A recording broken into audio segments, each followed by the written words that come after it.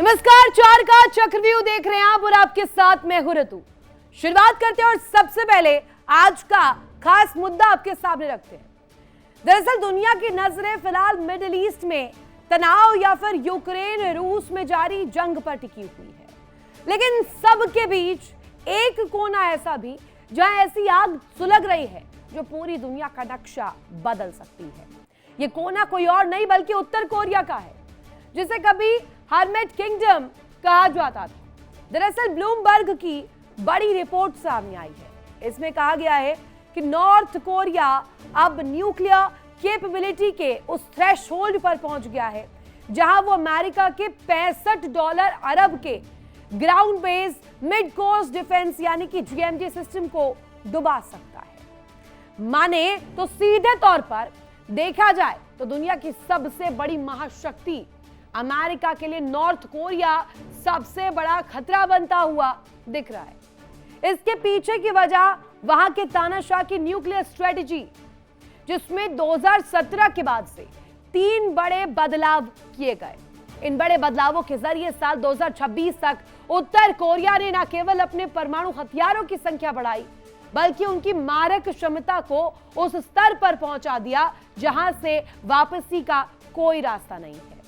पिछले 2 वर्षों में सामने आई कुछ रिपोर्ट्स जिन पर नजर डाले तो उत्तर कोरिया ने अपने एटॉमिक प्लान में एक क्रांतिकारी बदलाव किया। इन बदलावों में सबसे पहले और सबसे बड़ा बदलाव ठोस ईंधन तकनीक का है। दरअसल आपको बता दें, हवसोंग 18 और 19 जैसी मिसाइलें अब ठोस ईंधन से चलती हैं। इसका मतलब है कि इन्हें महीनों तक छुपाकर रखा जा सकता है, मिनटों के भीतर लॉन्च किया जा सकता है। अमेरिकी उपग्रहों के लिए इन्हें लॉन्च से पहले पकड़ पाना नामुमकिन है। अब इस तस्वीर को देखने के बाद क्या एक नई महाशक्ति सुपर पावर को टक्कर ही नहीं बल्कि उससे आगे बढ़ने में सक्षम है? ये बड़ा सवाल यहां पर खड़ा हो रहा है।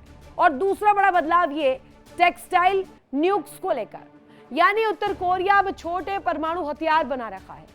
यह हथियार बड़े शहरों को उड़ाने के लिए, बल्कि इसके साथ साथ युद्ध के मैदान में अमेरिकी और दक्षिण कोरियाई सेनाओं को तबाह करने के लिए बनाए गए हैं।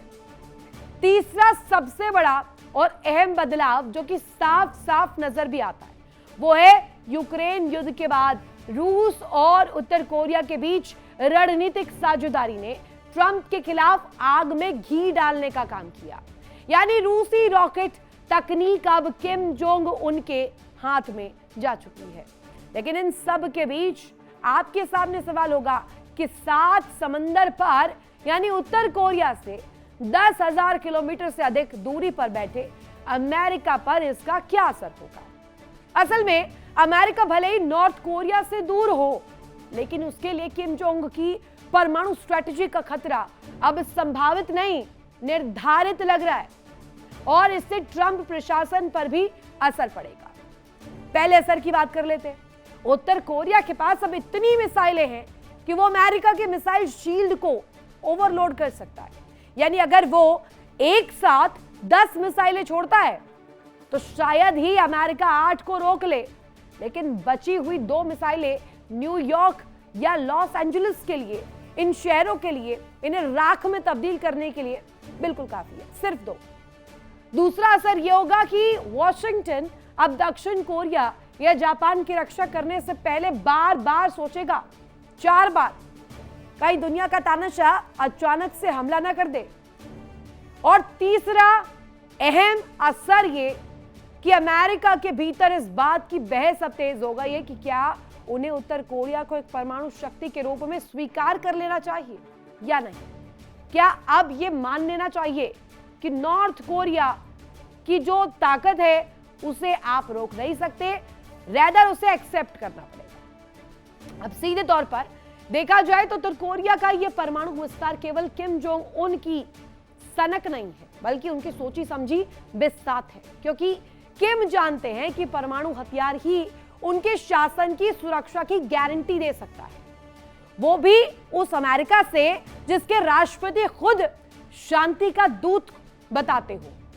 लेकिन उनके सो कॉल्ड शांति दूत वाले जो दावे हैं अब वो सबके सामने उजागर हो चुके हैं, एक्सपोज हो चुके हैं। सबसे बड़ा सवाल ये कि क्या दुनिया के लिए अभी न्यूक्लियर जायंट बन रहा नॉर्थ कोरिया केवल अमेरिका के लिए बड़ा खतरा बनेगा, या ये एटॉमिक स्ट्रैटेजी के जाल में बाकी देश भी पिसने वाले हैं और फंसने वाले हैं? इस पर चर्चा करेंगे, लेकिन कुछ और डिटेल्स आपके सामने जल्दी से रख देते हैं। यहां पर क्या कुछ ब्लूमबर्ग की रिपोर्ट में कहा गया है, नॉर्थ कोरिया पर क्या रिपोर्ट आई है और क्यों हम कह रहे हैं कि सीधे सीधे 1-on-1 America versus north Korea ये फाइट तब्दील हो रही है। जानिए, उत्तर कोरिया की परमाणु क्षमता अब खतरनाक स्तर पर पहुंच चुकी है और यह ब्लूमबर्ग रिपोर्ट में बड़ा दावा किया गया। अमेरिकी परमाणु सिस्टम को सीधे चैलेंज करने को लेकर तस्वीर, अमेरिका के जीएमडी सिस्टम को नाकाम करने में सक्षम। साथ ही साथ लीजिए, उत्तर कोरिया की परमाणु क्षमता अब ज्यादा खतरनाक इसलिए हो गई है क्योंकि वो अब सिर्फ और सिर्फ सनक तक सीमित नहीं है, एक पूरी तरीके से स्ट्रेटेजिक बिसात है। अब किम का प्लान क्या है जिससे ट्रंप परेशान है, अमेरिका परेशान है, वो जानिए।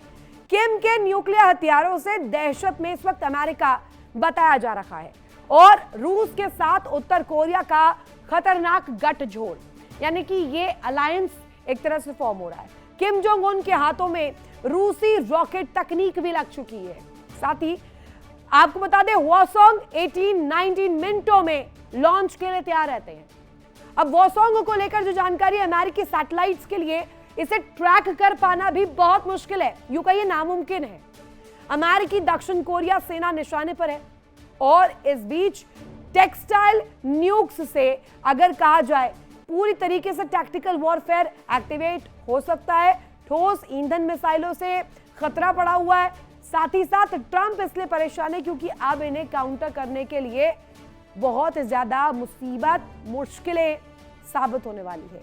तो क्या इसमें रास्ता एक्सेप्टेंस का बचता है अमेरिका के पास, या इस रिपोर्ट के सामने आने के बाद कोई बहुत बड़ा इसमें उलटफेर होगा और कोई बहुत बड़ा एक्शन अमेरिका लेगा? क्या चाल यहां पर सामने आने वाले चाल के रूप में आएगी या ये एक स्टांस रहेगा, एक डिप्लोमेटिक स्ट्रेटेजी रहेगी? करेंगे इसी पर चर्चा। हमारे साथ खास मेहमान कनेक्ट है major general Rajan Kochar sir, commander doctor Bhushan Diwan sir, साथ ही साथ डॉक्टर राम श्रीवास्तव सर हमारे साथ कनेक्ट है, करोड़ी सिंह सर भी हमारे साथ भू राजनीतिक विश्लेषक कनेक्ट है। पहला रुख में राजन कोचर सर आप ही का करना चाहूंगी। किम का ये प्लान, या यूं कहे घातक प्लान, और अभी ब्लूमबर्ग की ये विशेष रिपोर्ट दुनिया में तानाशाह के रूप को तो दिखा ही रहा है कि वो कैसे अपना विस्तार कर रहा है न्यूक्लियर एस्पेक्ट पर, लेकिन इससे हाथ पांव अमेरिका के फूले हुए हैं, वो क्यों? धन्यवाद ऋतु जी, बहुत अच्छा आपने एक टॉपिक आज लिया है। बिकॉज अभी हम सब लोग ईरान की बात कर रहे हैं बट नॉर्थ कोरिया को हम भूल चुके हैं। नॉर्थ कोरिया यूनाइटेड स्टेट्स के लिए सबसे बड़ी थ्रेट है और इसलिए है बिकॉज ऑफ ज्योग्राफी।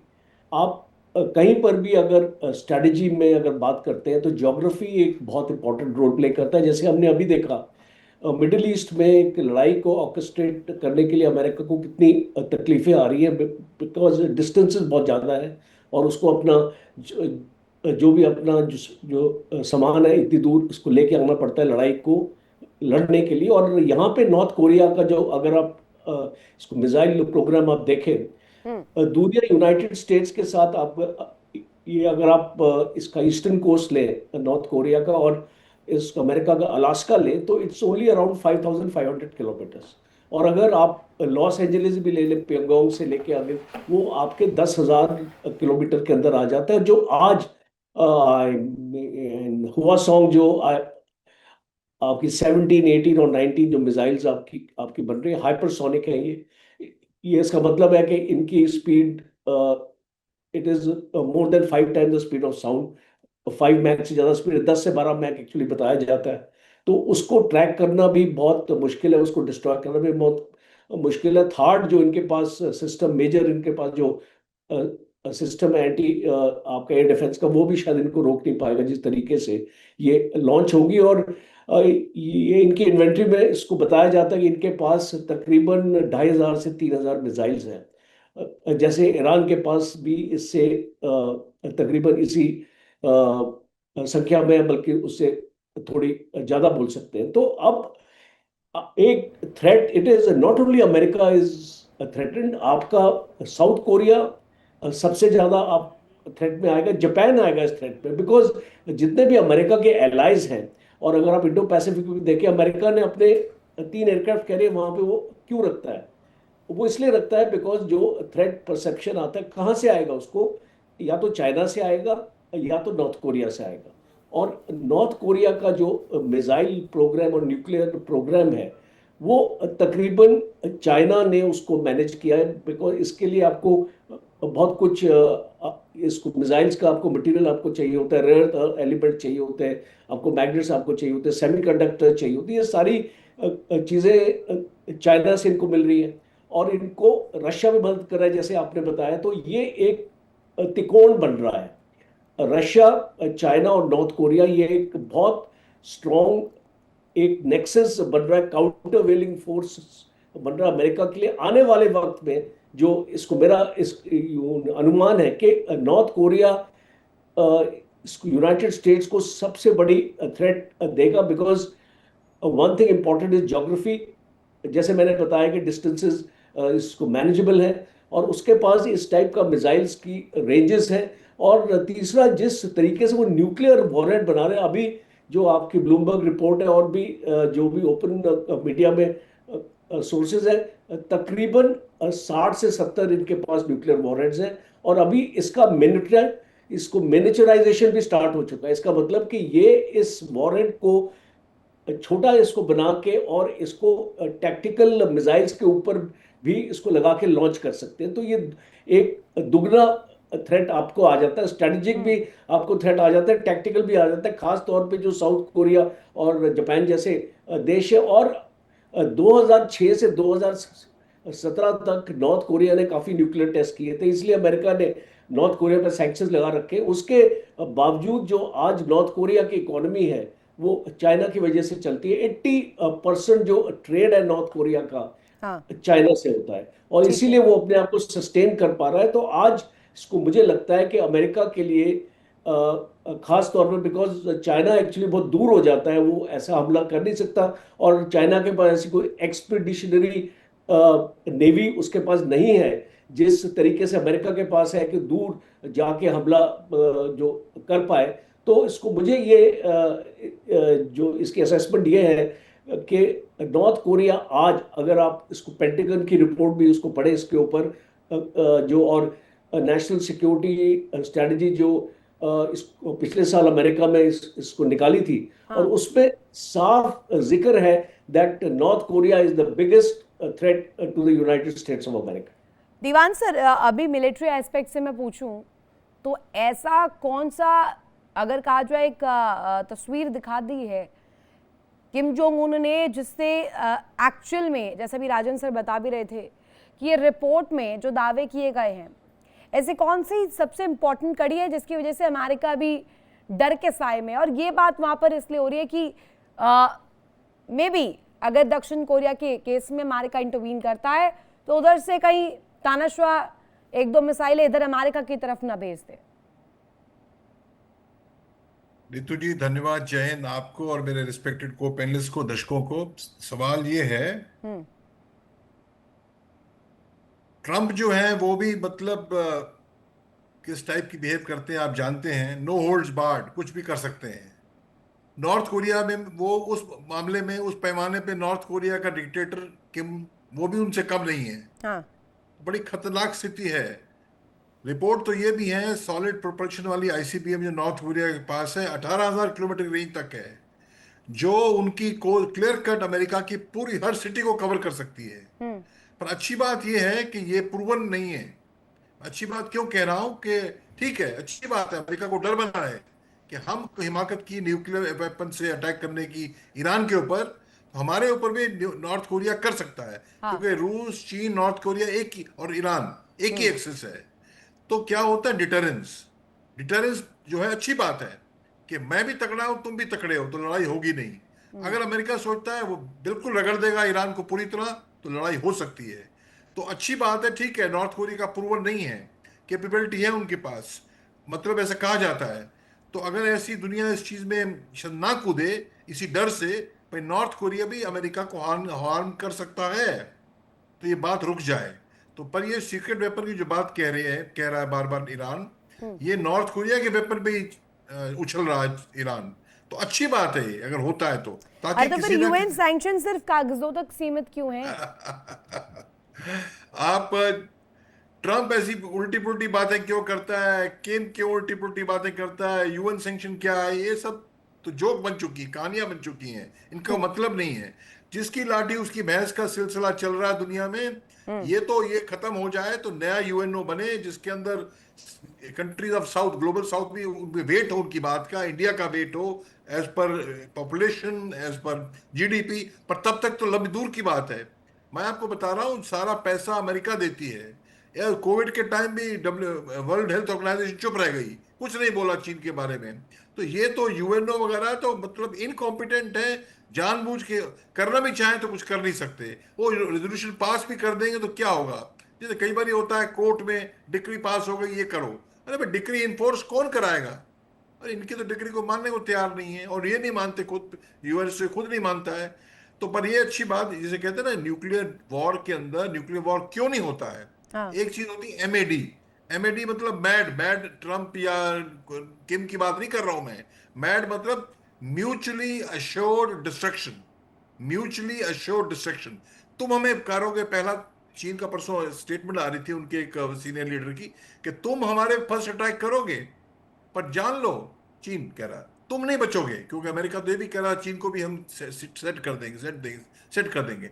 तो म्यूचुअली अश्योर्ड डिस्ट्रक्शन, जब दो बैल होते हैं ना गली में, दोनों के सींग, आंखें लाल, सींग बिल्कुल पॉइंटेड, तो अटैक नहीं, कोई भी नहीं करता। अरे मैं अटैक करूं मेरे को नुकसान ज्यादा हो जाए, वो बोलता है मैं अटैक करूं मेरे को नुकसान ज्यादा हो जाए। तो इसे कहते हैं डिटरेंस। तो ये काम कर जाए दुनिया के लिए तो यही है चीज, आखिरी अच्छी बात हो जाएगी। क्योंकि अगर अमेरिका ने एक न्यूक्लियर की हिमाकत की ईरान के ऊपर, जिस टाइप से रूस और चीन खुल के आ गए, ईरान और नॉर्थ कोरिया खुल के आ गए ईरान को बचाने के लिए, तो चुप नहीं बैठेंगे, बात बहुत बढ़ जाएगी। तो ठीक है, भगवान एक सवाल करे। राम श्रीवास्तव सर से इसी पर। राम सर, नॉर्थ कोरिया, क्या हम इसे थ्रेट के तौर पर ले या एक ओवर हाइप्ड प्रोपेगेंडा के तरीके से? रितु जी देखिए, अल्बर्ट आइंस्टाइन से किसी ने पूछा था कि तीसरा विश्व युद्ध कैसे होगा। उनका जवाब था कि तीसरे विश्व युद्ध की तो मैं नहीं कह सकता, लेकिन चौथा विश्व युद्ध जब भी होगा तो पत्थर और डंडों से होगा। इसका मतलब सीधा है कि ये जो कुछ भी हो रहा है पूरी दुनिया को खत्म करने का एक इशारा है। क्योंकि न्यूक्लियर वार अगर होती है तो आप ये मान कर चलिए वो केवल 2 देशों या 3 देशों में सीमित नहीं रहेगी, उसका असर पूरे प्लेनेट पर होगा। कई बार तो ये भी कहा जाता है कि एस्ट्रॉइड बेल्ट जो है, जो मंगल ग्रह और बृहस्पति ग्रह के बीच में है, ये एक बहुत संपन्न जो था ग्रह था, धरती जैसा, वहां सभ्यता थी, ऐसी एक मान्यता है, एक हाइपोथेसिस है। लेकिन वहां न्यूक्लियर बार छिड़ा तो नष्ट भ्रष्ट हो गया, अब एस्ट्रॉइड क्षुद्र ग्रह के रूप में घूम रहा है। ये कितना सत्य है कितना सत्य है कोई नहीं जानता, पर ये हाइपोथेसिस है। इससे तो ये सिद्ध होता है कि जिस ढंग से न्यूक्लियर आर्म्स का उपयोग अलग अलग देश अपनी सुरक्षा के लिए करना चाहते हैं, अपनी लाठी, अपनी भैंस को कब्जे में करने के चाहते हैं, अगर वह सच में प्रैक्टिकल में आ गया तो दुनिया का विनाश बिल्कुल सुनिश्चित है। लेकिन यहाँ एक बात बहुत जरूरी है, वो ये किम जॉन्ग जो कुछ भी उछल कूद कर रहे हैं वो किसके इशारे पर कर रहे हैं? रूस के इशारे पर और चाइना के इशारे पर। उनको शक्ति कहाँ से मिल रही है, एनर्जी कहाँ से मिलती है? वहां से मिल रही है।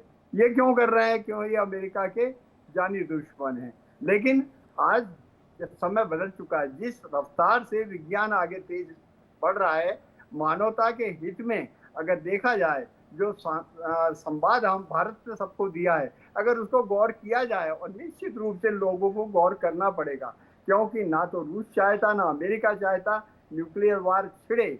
अगर छिड़ी तो दोनों देशों का नुकसान होने वाला है, पूरी सभ्यता खत्म होने की है।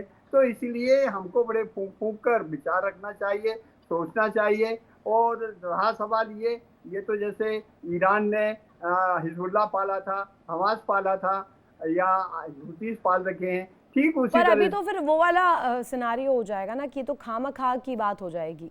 अगर अभी किम जोंग उन को देखें तो ना उनसे कोई उलझना चाह रहा है, ना कोई उस पचड़े में फंसना चाह रहा है, ना कोई उसमें अपनी टांग घुसा रहा है। अभी किम जोंग उन को अगर मैं देखूं दक्षिण कोरिया के अलावा और कोई ऐसा प्रखर तौर पर राम सर अभी कोई बड़ा विवाद नहीं सामने आ रहा है। चाहे अमेरिका भी उसे वन ऑन वन फेस करने की हिमाकत नहीं कर रहा है क्या? बिल्कुल नहीं कर रहा है। इसलिए नहीं कर रहा कि देखिए उसकी फिलॉसफी बिल्कुल अलग है। कोरोना पूरी दुनिया में फैला था, लेकिन जब कोरोना का वायरस नॉर्थ कोरिया में आया तो उसने क्या किया, उस मरीज का कोई इलाज थोड़ा किया, सीधा शूट कर दिया। इस तरह की खबरें, अंदर क्या हो रहा है, वहाँ मानवता कितनी पिछ रही है, वहाँ जो ह्यूमन वैल्यूज हैं कितनी है, क्या है, किसी को पता नहीं। तानाशाह है वो तो खुल्लम खुल्ला जो मन में आता है करता है। वो अपने साथ में अपनी क्या 13 से 14 साल की बच्ची है, उसको अगला डिक्टेटर बनाने की अभी से प्रयास कर रहा है। तो देखिएगा दुनिया में सब तरह के जीव होते हैं और सदियों से चले आ रहे हैं। रावण काल से लेके आज तक आप देखिए इतिहास में कब नहीं हुए युद्ध। उस समय के हिसाब से देखा जाए तो उस जमाने में जो है धनुष बाण हुआ करते थे, आज उनकी जगह मिसाइल आ गई हैं और आगे आने वाले समय में और क्या होगा वो अपन कुछ अभी इमेजिन नहीं कर सकते। लेकिन करोड़ी सर, एक सवाल आपसे मेरा, ये ब्लूमबर्ग की रिपोर्ट पर कितना विश्वास किया जाए, क्या यही सत्य है? मेरे को क्या नहीं रितु? जी जी देखिए रितु, हम जो कुछ बातचीत कर रहे हैं वो अमेरिकन थ्रेट परसेप्शन और अमेरिकन नैरेटिव्स की बात कर रहे हैं। और सिक्योरिटी को लेके जो अमेरिका रिपोर्ट देता है वो अपने इंटरेस्ट के देगा, क्योंकि नेशनल इंटरेस्ट है। हम अमेरिका को ब्लेम नहीं कर रहे हैं, उनका अपना नेशनल इंटरेस्ट है, सुपर पावर है, डोमिनेंट पावर है। लेकिन दूसरे देश हैं, उनका भी तो अपना एक थ्रेट परसेप्शन होगा। जैसे यूक्रेन वार को हम लें तो रशिया के थ्रेट परसेप्शन का ही रिजल्ट था। अगर नेटो रशिया के बॉर्डर पे आ रहा है तो रशिया कैसे एक्सेप्ट करेगा? तो एक देश का थ्रेट परसेप्शन सबका थ्रेट परसेप्शन मान के हम चले, ये सही नहीं है। हमें जुडिशियस होना चाहिए। और जो न्यूक्लियर पावर है या न्यूक्लियर बम है या और जो डिस्ट्रक्टिव वेपन्स हैं, वेपन्स ऑफ मास डिस्ट्रक्शन है, वो सबके लिए खतरा है। और सबके लिए खतरा है तो उनसे हम कैसे डील करें? एक तो है कि कंप्लीट डिसआर्मामेंट जिसकी हम बात करते हैं, तो कंप्लीट न्यूक्लियर डिसआर्मामेंट के बारे में यूएन पे बहुत बार डिस्कस हो चुका है। इंटेलेक्चुअल लेवल पे भी हम एकेडमिक्स में भी डिस्कस करते हैं, लेकिन वो पॉसिबल नहीं है। फिर हमने किया कि नॉन प्रोलिफेरेशन होना चाहिए, कि जिनके पास है वो तो रखें, नए पावर नहीं आए न्यूक्लियर फील्ड में। तो ये रोकना किसी को मेरे ख्याल से कितना संभव हो सकता है। अब यूएस स्ट्रेटेजी आज से नहीं है, पहले से है। यूएस का ऐसा मानना है कि दो स्टेट हैं वो रोग स्टेट हैं, कोरिया और ईरान, और राइवल स्टेट हैं वो चीन और रशिया हैं। लेकिन इन कंट्रीज का भी तो अपना थ्रेट परसेप्शन होगा। तो किस तरीके से इस न्यूक्लियर थ्रेट है पूरी दुनिया को, प्लानेट को, उससे कैसे डील किया जाए, क्योंकि कंप्लीट डिसआर्मामेंट पॉसिबल नहीं है। अब एनपीटी हुई थी बहुत पहले, उसका रिव्यू का प्रोसेस शुरू हो गया है 27 तारीख से और वो चलेगा 22 मई तक। तो इसको रिव्यू करते हैं तो इसमें क्या क्या प्रोविजंस लाते हैं, और पहले जो एनपीटी थी उसमें नए देश कौन जो किसी ने सोचा भी नहीं होगा।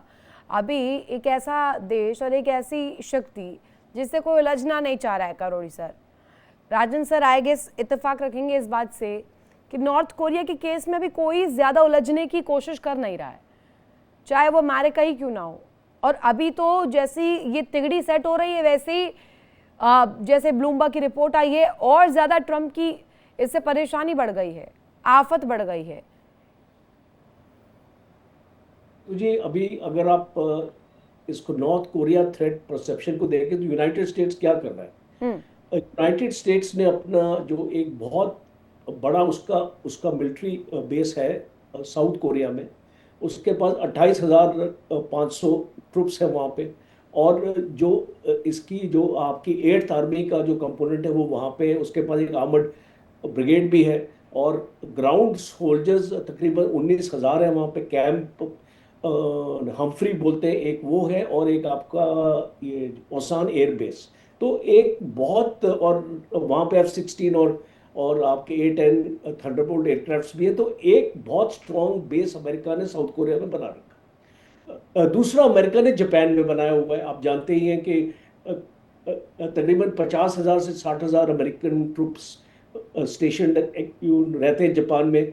आपका कडिना एयरबेस है, वहाँ पे अवैक्स भी है, F-15s भी हैं, और वो चाइना थ्रेट को भी देखता है, नॉर्थ कोरिया की थ्रेट को भी देखता है। तो अमेरिका की थ्रेट परसेप्शन में नॉर्थ कोरिया आता है, और इसीलिए अमेरिका अपनी इसको तैयारी इसलिए कर रहा है बिकॉज उसके एक अपना नेवल बेस भी बना रखा है उसने जापान में। इसको ओकिनावा है वहाँ पे, तो उस और वहाँ पे मरीन्स भी हैं और अपने एयरक्राफ्ट कैरियर्स भी वहाँ पे मौजूद रहते हैं। तो अमेरिका नॉर्थ कोरिया को हमेशा अपनी इक्वेशन में रखता है, बट इसको अमेरिका को एक नॉर्थ कोरिया का जो मेन थ्रेट है जिसके बारे में आज हम इसको कर रहे हैं, वो है न्यूक्लियर थ्रेट।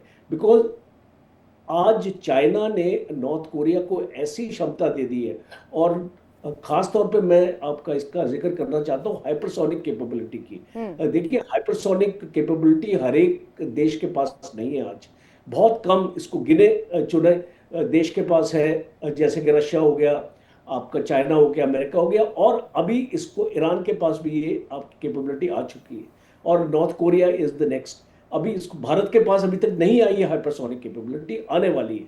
तो ये आप इसको देख सकते हैं कि ये टेक्नोलॉजी का इसको ज़माना है। एक इसको टेक्नोलॉजी की तरफ जिस तरीके से नॉर्थ कोरिया ने प्रोग्रेस किया है, और वो खास तौर पे मैं इसमें चाइना का बहुत बड़ा रोल इसको लेता हूँ, और हमारे को पैनलिस्ट ने भी बताया, तो ये चीज़ एक अमेरिका को एक बहुत बड़ा थ्रेट है नॉर्थ कोरिया से। इसलिए अमेरिका नॉर्थ कोरिया को छेड़ता नहीं है। आपने इसको देखा होगा कि अमेरिका चाइना के साथ भी ज़्यादा छेड़खानी नहीं करता है, बिकॉज अमेरिका जानता है कि ये ऐसे देश है, और अगर कोई ऐसी हिमाकत इसको यूएसए करेगा इन देशों के साथ, तो उसको झेलना पड़ेगा, और वो उसके लिए बहुत मुश्किल होगा। और आपको छोटा सा एग्जांपल देता हूँ, ईरान के साथ ही यूएसए को इतनी मुश्किल हो रही है ईरान को काबू करने में, तो वो नॉर्थ कोरिया को क्या काबू करेगा। तो इसीलिए इसको मुझे लगता है कि ये एक बहुत बड़ा थ्रेट अमेरिका के लिए हमेशा रहेगा, और आने वाले वक्त में मुझे लगता नहीं है कि इनके कोई भी रिलेशन में इंप्रूवमेंट आ सकती है। जैसे कि यूएस प्रेसिडेंट अभी जाने वाले हैं चाइना, बट नॉर्थ कोरिया के साथ ऐसी कोई बात ही नहीं है। नॉर्थ कोरिया के साथ सबसे ज्यादा इंपॉर्टेंट वो कौन सा कण है? वो हवासोंग 18 है, 19 है, कौन सी तस्वीर है जिससे अभी थोड़ा सा थ्रेट एड ऑन हो जाता है नॉर्थ कोरिया के केस में? ये अभी एड ऑन हो जाते हैं, जैसे आपने हवासोंग 18-19 बोला है। अब ये जो मिसाइल्स हैं, ये 12,000 किलोमीटर तक आपको वार कर सकते हैं। इससे पहले नॉर्थ कोरिया के पास इतनी आईसीबीएम जो थी उनके पास, वो एक ऐसी लॉन्ग डिस्टेंस नहीं थी कि अमेरिका का हर एक कोने को एड्रेस कर सके, और ऊपर से हाइपरसोनिक कैपेबिलिटी। तो इसीलिए ब्लूमबर्ग ने ये इसको खास हाईलाइट किया है, और जो टेक्नोलॉजी ने इसको मिसाइल्स में है अभी जो चाइना ने भी दी है, और इसको रशिया से भी मिली है, उसको डिटेक्ट करना बहुत मुश्किल हो जाएगा, बिकॉज अमेरिका के पास आज की डेट में ऐसे सिस्टम्स नहीं है। हमने यहीं पे देख लिया, आप इसको इजराइल और आपके यूएई में देख लिया हमने, और हमने कतार में देख लिया, जो अमेरिका ने अपने एयर डिफेंस अपना लगा रहे थे, अपने थार्ड वगैरह, वो इसको रोक नहीं पाए इसको, ईरान की मिसाइल्स को। और उस मिसाइल्स ने काफ़ी डैमेज टेल अवीव में किया है, और 12 दिन की लड़ाई में तो खास तौर पे इसको डैमेज हुआ था इजराइल का last 3 days of the war. इसीलिए मैं देखता हूँ कि ये जो एनहांसमेंट आई है टेक्नोलॉजी में, जिसके बारे में हम एक्चुअली जिक्र कर रहे हैं आपके प्रोग्राम में, ये बहुत इंपॉर्टेंट है नोट करना कि आज अमेरिका के लिए एक बहुत बड़ी थ्रेट बनता जा रहा है नॉर्थ कोरिया। एक सवाल मेरा इसी से जुड़ा हुआ दीवान सर से। दीवान सर, अगर बात अभी इंटरसेप्शन की हो रही है और मिसाइल्स अगर लॉन्च होती हैं, क्योंकि एक बहुत वेरीड सीरीज ऑफ मिसाइल्स अभी है नॉर्थ कोरिया के पास जो कि थ्रेट है बहुत बड़ा, लेकिन जीएमडी सिस्टम जो है, क्या मैं इसे लिमिटेड कहूँ? क्योंकि अगर पावर बेस्ड कोई कॉन्फ्लिक्ट होता है तो फिर तो ये कहा जाता है कि जीएमडी सिस्टम इररिलेवेंट सा हो जाता है, क्योंकि अगर नहीं होता तो यूएस इस सिस्टम को जीएमडी पूरी तरीके से अगर कहा जाए यूएस फुल मिसाइल शील्ड नहीं क्लेम कर देती। रितु जी, आप गोल्डन डोम मिसाइल डिफेंस कह रही हैं, बराबर? जी जी, बिल्कुल ठीक कह रही हैं आप। अमेरिका के पास ग्राउंड बेस्ड जो है missile defence system, missile interceptors जो हैं वो अलास्का में हैं 20 और कैलिफोर्निया में है 20, बल्कि 44 है दोनों मिला के। जी। और उसके अंदर 20 और अलास्का में लगाए जा सकते हैं। पर हमको समझना ये है, जो नॉर्मल हम ब्राह्मोस मिसाइल हर कोई सुनता है, हम सुनते हैं, आप सुनते हैं ब्राह्मोस। ब्राह्मोस क्या क्रूज मिसाइल है। क्रूज मिसाइल क्या है, वो ग्राउंड की सतह से 50 फुट जाए, 100 फुट ऊपर जाए, 2 किलोमीटर ऊपर जाए, वो इधर सतह पे है। जो बैलिस्टिक मिसाइल होती हैं, बैलिस्टिक मिसाइल का मतलब होता है वो स्पेस में जाती है, और स्पेस में ऊपर जाके फिर ऊपर से नीचे आती है। जब ऊपर से नीचे आती है बहुत फास्ट स्पीड में आती है। जब फास्ट स्पीड में आती है उसको डिटेक्ट करना बड़ा मुश्किल है। पर मिसाइल बनाने वाली की डिफिकल्टी क्या है, जब ऊपर जाके कई किलोमीटर ऊपर जाके जब नीचे आती है, जब री एंट्री करती है एटमॉस्फेयर के अंदर, अर्थ के एटमॉस्फेयर री एंटर करती है, बहुत ज्यादा हीट प्रोड्यूस होती है। तो बहुत ज्यादा हीट प्रोड्यूस होती है, तो क्या वो न्यूक्लियर वॉरहेड सरवाइव करेगा कि टूट जाएगा? नहीं तो अब ये एक्सो एटमॉस्फेरिक किल व्हीकल जो होती है EQ-20 जिसको कहा जाता है, जो अभी सीधे सीधे अगर आसमान में ही कोई इस तरीके की तस्वीर बनती है, इंटरसेप्ट करने की पावर, कैपेबिलिटी बहुत क्या कम है। कम है? बहुत कम है। और स्पेशली जैसे इजराइल के ऊपर कई मिसालें एकदम आएंगी, एकदम अटैक करेंगी, तो सिस्टम ब्लाइंड हो जाएगा। इतनी मिसाइलों को वो हैंडल नहीं कर सकता है। और कम से कम 20 तो लॉन्चर है अमेरिका, नॉर्थ कोरिया के पास 40 लॉन्चर है। इसका मतलब कम से कम लॉन्चर काउंट करता है। लॉन्चर, मिसाइल भी हो, लॉन्चर भी हो। तो लॉन्चर अगर नहीं है तो वो भीतर लॉन्च नहीं कर पाए। तो एकदम 30-40 मिसाइल अगर नॉर्थ कोरिया छोड़ता है, तो इंटरसेप्टर सिस्टम जो है, डोम जो है, वो ब्लाइंड हो जाएगा, हैंडल नहीं कर पाएगा। ये हमने देखा है इजराइल के ऊपर, जब ईरान ने वॉर कितनी मिसाइल दागी, 2024-25 की बात नहीं कर रहा हूँ, अभी रिसेंटली, तो कितना डैमेज हो गया टेल अवीव के अंदर। तो ये खतरनाक काम है। और पर ये चीज पूरी दोनों तरफ से, अमेरिका की तो क्या इसमें capability है। एडवांसमेंट्स कुछ हो सकते हैं, एडवांसमेंट्स अगर किए जो ICBM फैक्टर को भी ध्यान में रखते हुए। फिर से कहें क्वेश्चन। एडवांसमेंट्स ये GMD सिस्टम्स में या इंटरसेप्शन की क्वालिटी में, इसकी कैपेबिलिटीज में, ये समय समय पर जरूरी है। बिल्कुल जरूरी है, क्योंकि जो न्यूक आ रहा है वो भी डेवलप है काफी। जैसे जल साहब ने बताया, वो हाइपरसोनिक है, तो उसको डिटेक्ट करना और उसके अगेंस्ट शॉर्ट रिएक्शन टाइम में मिसाइल दागना उसके ऊपर, उसको मिड एयर में किल कर देना, तो ये बड़ा भारी काम है। हाइपरसोनिक की जो कैपेबिलिटी वो बढ़ती जा रही है, जो मिसाइल प्रोड्यूस कर रहा है।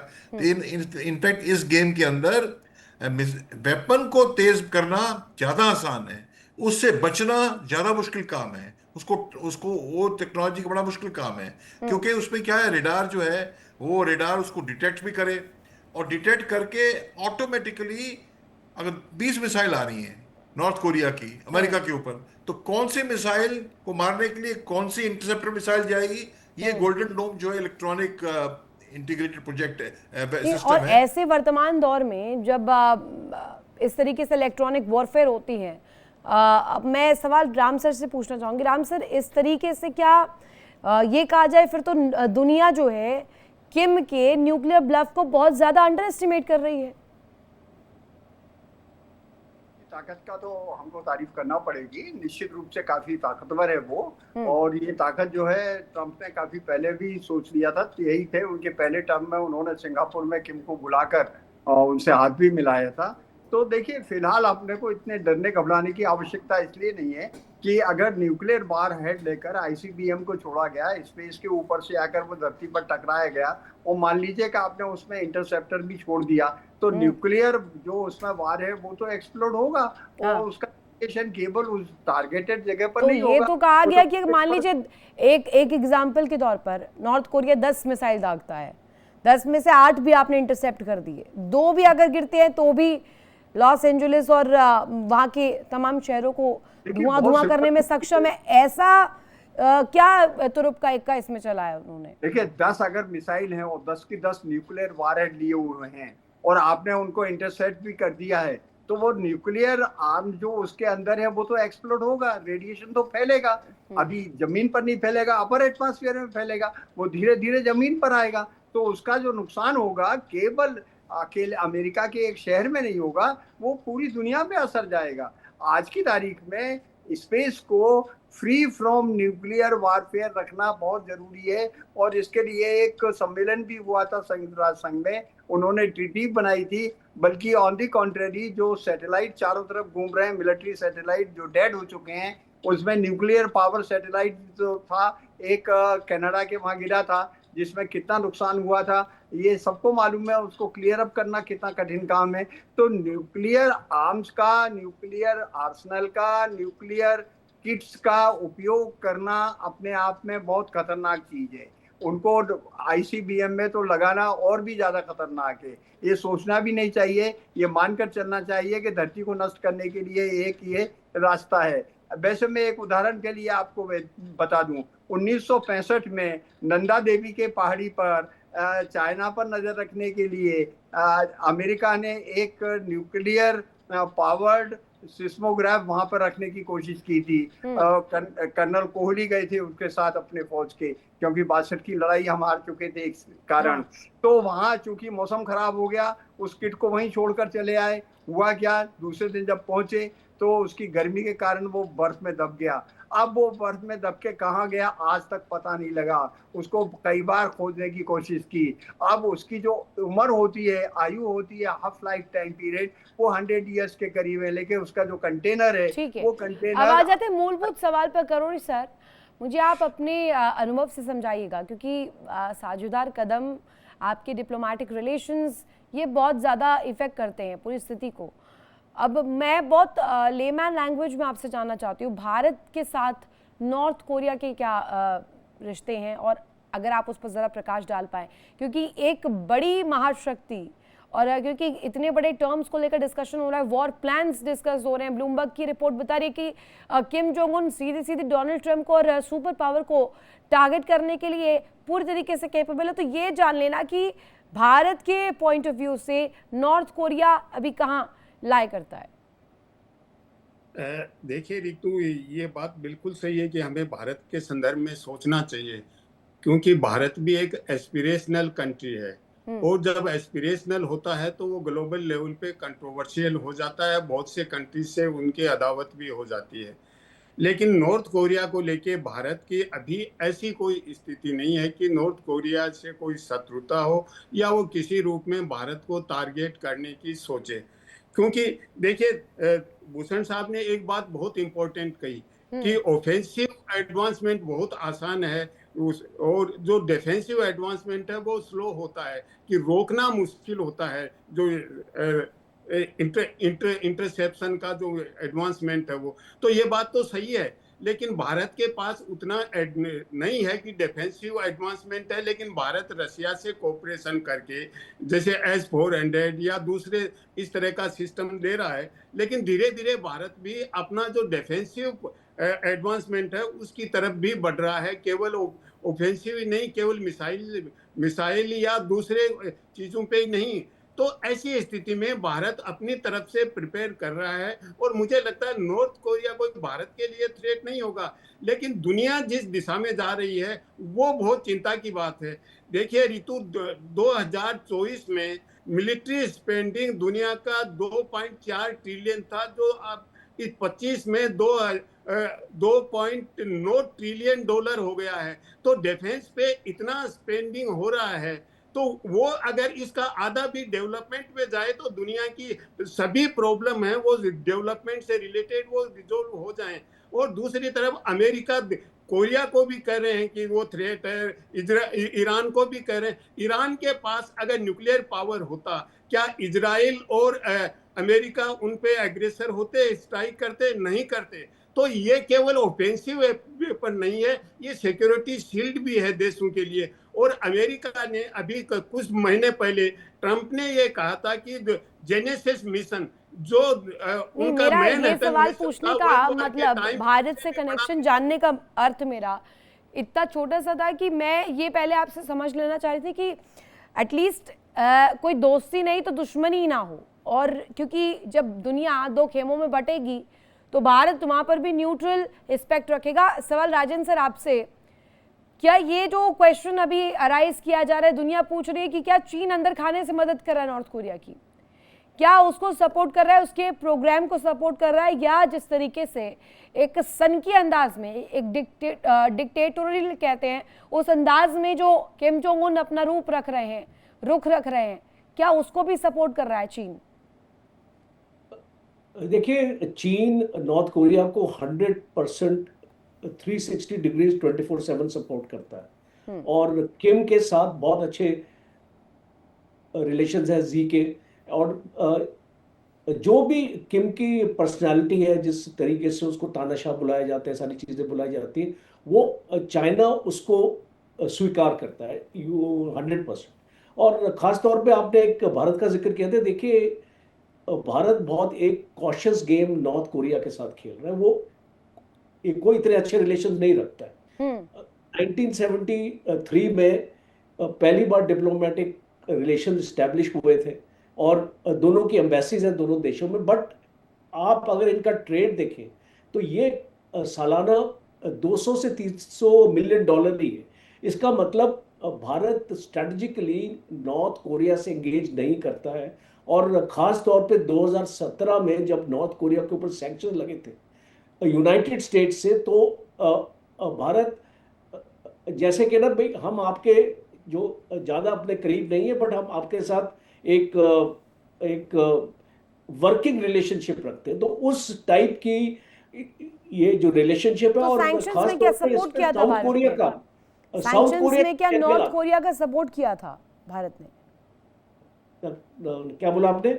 मैं पूछ रही हूँ, मैं जानना चाह रही हूँ, जो अमेरिका के सैंक्शंस का जिक्र आप कर रहे हैं जो नॉर्थ कोरिया पर लगा, उन सैंक्शंस में did India support North Korea?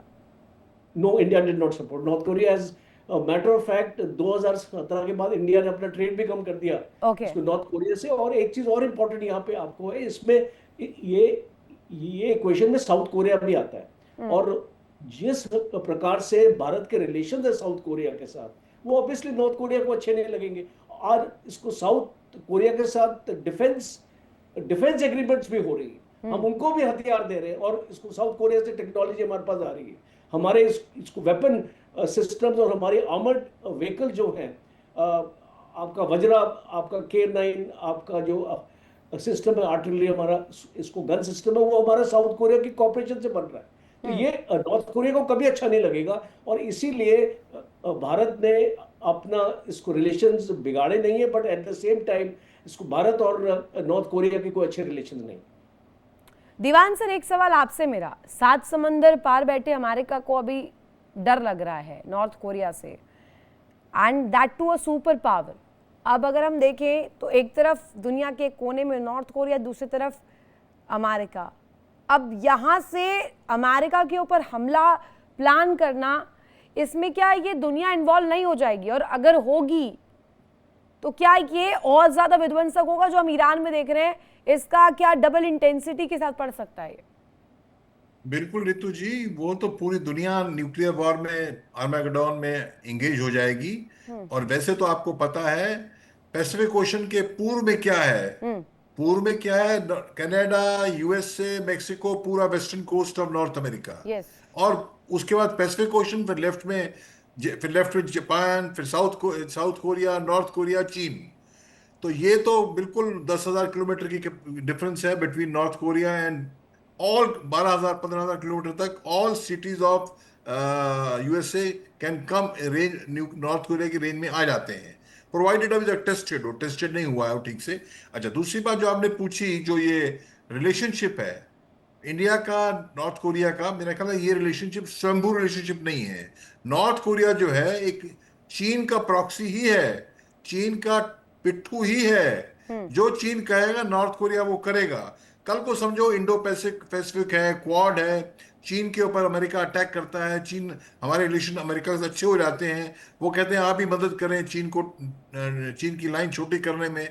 तो वर्स कम्स टू वर्स, चीन जो है नॉर्थ कोरिया को इनकरेज करके भी खुद उसके बाद न्यूक्लियर वेपन्स की शॉर्टेज हो जाए, DF-10, DF-14, 17 मिसाइल की शॉर्टेज हो जाए, और नॉर्थ कोरिया भी कह सकता है भाई दाग दो भारत के ऊपर, कोई दाग देगा।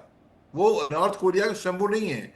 अभी बात यह है कि ये जो बातें हो रही हैं, मैं फिर से कह रहा हूं, इन चीजों को देखिए, हम ये सिंदूर हुआ, पाकिस्तान की पास जो वेपन्स थे, इंडिया के पास वेपन थे, वो ट्राई हो गए, पता लग गया कौन सा रिलायबल है, वर्किंग है, कौन वर्किंग तो नहीं फिर है। तो ये तो पूरी जो जंग है, अभी मैं मैप भी चेक कर रही थी, उसमें मैंने देखा कि पूरे पैसिफिक जोन में, पैसिफिक ओशन में फिर तो दबदबा कायम करने की एक तरह से होड़ है। अमेरिका, जापान डरा हुआ है। हाँ। जब आपको मालूम है, बहुत अच्छा सवाल आपने पूछा है रितु जी।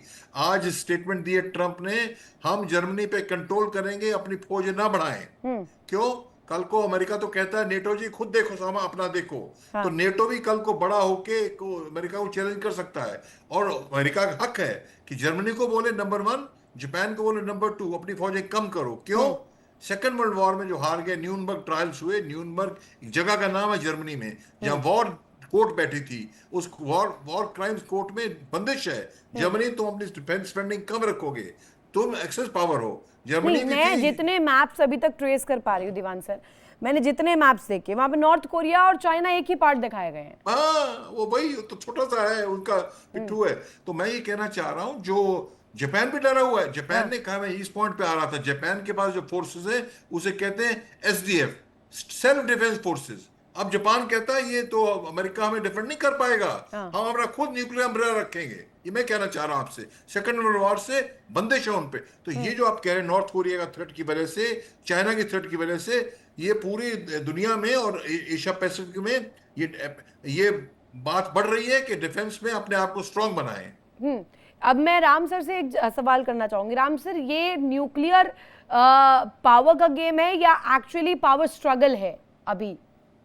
देखिए, ये एक डराने की एक टेक्निक है और ये चलती रहेगी। आप निश्चित मानिएगा, न्यूक्लियर वार बिल्कुल नहीं होने वाला है। जहां तक नॉर्थ कोरिया का सवाल है, आप निश्चित मानिए 15 साल तक तो किसी तरह का कुछ नहीं होगा, और 15 साल तक ये तानाशाह जिंदा नहीं रहेगा। रहा सवाल अगर ये हो गया तो क्या होगा, ये सब बातें जो हैं आज के जमाने से बहुत दूर हो चुकी हैं। अब पूरी नजर जो है दुनिया की कहाँ पर है, चंद्रमा पर है, मंगल ग्रह पर है। साइंस उस डायरेक्शन में आगे बढ़ रहा है। आज ही मैंने एक समाचार पढ़ा था, चीन की कितनी बड़ी उपलब्धि है। एक 40 साल के आदमी को हार्ट अटैक आया था और उसको उन्होंने काफी दिनों तक रखा और इसके बाद उसको जिंदा कर लिया। तो देखिए साइंस कितनी एडवांस हो रही है। आप उसका पॉजिटिव एस्पेक्ट देखिए, नेगेटिव एस्पेक्ट देखने के बाद ब्लूमबर्ग का तो काम ही है सनसनी फैलाना, सनसनी फैलाकर डराना, और डराकर जो है राजनीतिक मंतव्यों को पालन करने के लिए एक रास्ता साफ करना। ये ट्रम्प साहब की भी पॉलिसी हो सकती है, इस तरह से खतरा बताओ जिससे कि हमको वहाँ उनकी जो सीनेट है उनको पावर दे दे, क्योंकि वो उनकी लिमिटेड है, उसमें खर्च इससे ज्यादा नहीं कर सकते हैं। तो देखिए, अपने को इन पचड़े में नहीं पड़ना चाहिए। रहा सवाल भारत का और नॉर्थ कोरिया का, एक सीधी सी कहावत बहुत पुराने जमाने से चली आ रही है कि बुरे से दैया डरता है। जब सब जानते हैं कि किम जोंग उन जो है काफी खतरनाक है, तो उससे डर के रहिए ना। अपनी पॉलिसी अपने उसमें बनाइए, अपने देश के हित में बनाइए, उससे अपने को क्या लेना देना। पर बनाएंगे क्या? आप कह रहे हैं कि ब्लूमबर्ग डराने धमकाने के लिए, सेंसेशन क्रिएट करने के लिए इस तरीके की तस्वीर दिखा रहे हैं, लेकिन क्या वो बनाएंगे एक्चुअली में? करोड़ी सर, सवाल आपसे मेरा ये कि ये सिर्फ डर दिखाइए, महाशक्तियों का क्या ये प्लान ही है क्या? एक तरफ डोनाल्ड ट्रंप दिखा रहे हैं, दूसरी तरफ अब नॉर्थ कोरिया, जिससे गेम में रखा ही नहीं गया बट वो बैटिंग करने के लिए तैयार है। अभी उसकी दूर दूर तक कोई तस्वीर भी नहीं थी। अभी बात हम कर रहे थे यूक्रेन रूस वॉर को लेकर के, हम बात कर रहे थे वेनेजुएला को लेकर के, हम बात कर रहे हैं क्यूबा को लेकर के, और अभी हालिया वाकया देखिए तो अभी ईरान के पर्सपेक्टिव पर ये कहां से नॉर्थ कोरिया वाला एक तस्वीर आई? क्या एक पूरी तरीके से महाशक्तियों का जुटान लगना शुरू हो गया है सिर्फ पावर गेम के लिए? देखिए रितु, ये बहुत लंबे समय से डिबेट चल रहा है, टर्मिनेटर वर्सेज स्टार ट्रेक। तो एक तरफ हम पीस की बात करते हैं, कंस्ट्रक्टिव कंट्रीब्यूशन की बात करते हैं, दूसरी तरफ विध्वंस की बात करते हैं जिसको टर्मिनेटर कहते हैं। तो ये किसी भी टेक्नोलॉजी के दोनों पक्ष होते हैं। न्यूक्लियर पावर है, उसके भी वो पीसफुल पर्पज के लिए होता है, एनर्जी के लिए भी यूज होता है। तो ये दोनों पक्ष होते हैं। उसको हम किस तरह से हैंडल करें, किस तरह से टेकल करें, ये इंसानियत पे डिपेंड करती है, हम देशों के बीच में। लेकिन देशों के रिश्ते हैं वो हमेशा संदेश से डाउट से शुरू होते हैं, उनमें एक दूसरे पे भरोसा नहीं होता है। जहां उनके हितों का सामंजस्य होता है वो एक साथ हो जाते हैं, हितों में सामंजस्य नहीं होता, दुराव होता है, टकराट होती है तो दूरियां बन जाती हैं, और जी। ज्यादा दूरियां होती हैं तो होस्टाइल रिलेशन हो जाते हैं। ओके। तो ऐसी स्थिति में अभी मुझे नहीं लगता कि ऐसा कोई ध्रुवीकरण होगा कि दो ग्रुप बन जाएंगे, एक एक्सिस होगा, एक अलाइड पावर होगा, इस तरह का कोई बनता नहीं लग रहा है मुझे। एक मल्टीपोलर वर्ल्ड के रूप में होगा, एक मल्टीलेटरलिज्म वाली स्थिति होगी, और जब पोलराइजेशन हो जाएगा तब यह स्थिति खतरनाक हो सकती है। तो मुझे नहीं लगता कि अब दुनिया में कहीं भी इस तरह का पोलराइजेशन होगा, रशिया, चाइना, नॉर्थ कोरिया एक एक्सिस बन गया, दूसरी एक्सिस कोई अलग बन जाएगी, इस तरह का नहीं है। मल्टीपल एक्सिस होंगी, और मल्टीपल एक्सिस होती है वो काउंटर बैलेंसिंग का काम करती हैं, उससे हालात बिगड़ते नहीं हैं, एक संतुलन बना रहता है। तो जो पोलराइजेशन की बात करते हैं, अभी इस तरह की ट्रेंड ग्लोबल लेवल पे लग नहीं रही है, लेकिन जो न्यूक्लियराइजेशन की प्रोसेस है वो मुझे लगता है कि अब बढ़ेगी, क्योंकि देखिए एनपीटी को किस तरीके से वो आगे बढ़ाते हैं रिव्यू करके।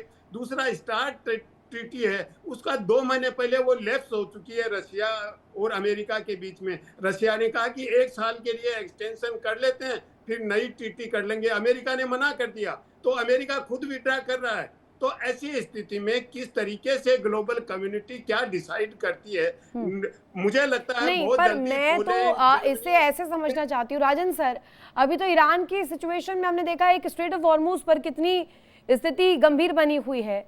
अब अगर इस तरफ कुछ होता है, एशिया कॉन्टिनेंट में हम देखें, या नीचे आ जाइए ऑस्ट्रेलिया की तरफ आ जाइए, इनके बीच में जितने स्ट्रेट्स आते हैं, अगर मैं संख्या गिनने बैठ जाऊँ, straight of Korea, Palk straight, straight of Malacca, सुंदर स्ट्रेट, स्ट्रेट ऑफ फॉर्मोसा, अब ये इतने स्ट्रेट्स इधर बैठ गया कोई और कोई नाकेबंदी हो गई तो फिर तो दुनिया की सांसें ऐसी अटक जाएगी सर। बहुत अच्छा सवाल है आपका, बिकॉज ये प्रॉब्लम जो है अभी इसको मलक्का स्टेट्स की भी बात हो रही है, इसको यही चीज़ की बात हो रही है, बिकॉज बेसिकली मलक्का स्टेट्स में जो कंट्रीज आती हैं वहाँ पे आपका इंडोनेशिया आ गया, और आपका अब सिंगापुर आ गया, जो आपका थाईलैंड एक तरफ आ जाता है, तो ये स्टेक होल्डर्स हैं सारे। तो वहाँ से अब आप देखिए कि एक लाइफलाइन है इंडिया का भी। 55% जो इंडिया का ट्रेड है, जो एक्सपोर्ट और इंपोर्ट दोनों को मिला के, वो मलक्का स्टेट्स के थ्रू जाता है, जो ये कंट्रीज इंडो पैसिफिक में जिसके साथ भारत अपना ट्रेड करता है। और चाइना का तो बल्कि वो तो एक लाइफलाइन ही है, तकरीबन ऑलमोस्ट 80% चाइना का जो ट्रेड है वो मलक्का स्ट्रेट से जाता है। और इसीलिए ये जो आपने स्टेट्स की बात की है ना, आने वाले वक्त में अभी हमने देखा, आपका रेड सी में भी हमने देखा, आपका हाँ। बाबा गंदम का भी एक एरिया है, और अभी हम इसकी बात कर रहे हैं, एक अमेरिका की तरफ पनामा कनाल है, इसको वो भी एक क्रिटिकल हो जाता है अमेरिका के लिए।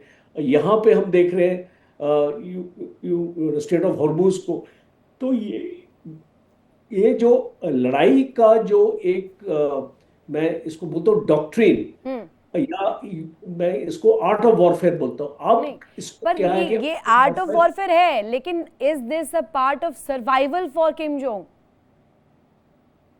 नहीं, देखिए इस किम जोंग का इसके साथ कोई लेना देना नहीं है, बिकॉज वो इसकी डिपेंडेंसीज में नहीं आते। नहीं, मैं मलक्का की बात नहीं कर रही हूँ, मैं भी न्यूक्लियर एस्पेक्ट पर बात कर रही हूँ, नॉर्थ कोरिया के एस्पेक्ट पर बात कर रही हूँ कि वहां पर इस तरीके की तस्वीर दिखाना, दुनिया को थ्रेट देना, तानाशाही करना, वहां सिर्फ सर्वाइवल के लिए इंपॉर्टेंट है क्या किम जोंग उन की? कि अगर ऐसा नहीं किया तो हो सकता है बाहर हटा दिया जाए। हाँ हाँ, बहुत इंपॉर्टेंट है, बिकॉज इसको हम अपनी टर्मिनोलॉजी में डेटरेंस बोलते हैं, कि इसको लोगों को डरा के रखना कि आप अगर इसको हम पे हमला करेंगे तो हमारे पास इस तरीके की कैपेबिलिटी है, हमारे पास इस तरीके की क्षमता है कि हमको भी हम आपके ऊपर नुकसान पहुंचा सकते हैं। तो इसीलिए नॉर्थ कोरिया को लोग छेड़ते नहीं है ज़्यादा। आपका साउथ कोरिया के साथ भी नॉर्थ कोरिया के बॉर्डर डिस्प्यूट्स है, चल रहे हैं। इसको नॉर्थ कोरिया ने अभी south Korea this is very interesting Rajan sir, और जैसा आप कह रहे हैं छेड़ते नहीं हैं नॉर्थ कोरिया को। दीवान सर मुझे ये बताइएगा, अभी अमेरिका ईरान को छेड़ रहा है ना न्यूक्लियर एस्पेक्ट पर? बिल्कुल। Why does America not treat the same for North Korea? Ritu जी, जिसके पास बड़ी तलवार है लोग डरते हैं। जितनी बड़ी तलवार नॉर्थ कोरिया के पास है, और ये तलवार, आपको मालूम है स्टेट का कंट्रोल कौन सा लॉ कंट्रोल करता है? UNCLOS, United Nations convention on law of seas. हाँ। आपको पता है अमेरिका ने साइन नहीं किया हुआ है। हाँ। बताइए, और वो दलाल बना पड़ा है। तो ये तो खाली जिसके पास मोटी लाठी है उससे डरते हैं, बस वही बात है और कुछ नहीं। वो कहते हैं गांव में छोटे आदमी की लुगाई को भाभी कहते हैं, और नहीं तो बहन, कुछ है ना ऐसा। नहीं यार, ये बात छोटी है। तलवार, बड़ी तलवार, छोटी मिसाइल, बड़ी मिसाइल, सर इसी में दुनिया उलझ के रह जाएगी। कहाँ का विकास और कहाँ की जीडीपी, कहाँ की ग्रोथ और कहाँ का डेवलपमेंट। ये जो तस्वीर है सिर्फ दिखावटी सी रह गई है और कागजों में ही रह गई है। ना सैंक्शंस काम आ रहे हैं, ना रेगुलेशंस काम आ रहे हैं। अंतर्राष्ट्रीय कानूनों को अभी डोनाल्ड ट्रंप अगर हालिया देखे तो धता बता ही चुके हैं। अब आगे ब्लूमबर्ग की रिपोर्ट बेशक सेंसेशनल खबर दिखा रही हो, लेकिन आगे की हकीकत जरूर दिखा रही है कि हो जरूर सकता है। एक छोटा सा ब्रेक लेना होगा। आप सभी जुड़े, कीमती वक्त दिया, वक्त मुझे इतनी ही इजाजत देता है। आप सभी का शुक्रिया। इंडिया डेली पर वक्त एक बहुत छोटे से ब्रेक किया। इंडिया डेली अब आपके स्मार्ट टीवी पर मौजूद है। इंडिया डेली 24/7 देखिए अब इन सभी प्लेटफॉर्म्स पर लाइव। देखिए इंडिया डेली 24/7 अब आपके स्मार्ट टीवी पर। इंडिया डेली मौजूद है सभी डिजिटल प्लेटफॉर्म पर लाइव और लगातार। इंडिया डेली 24/7 हर दिन राष्ट्र को समर्पित।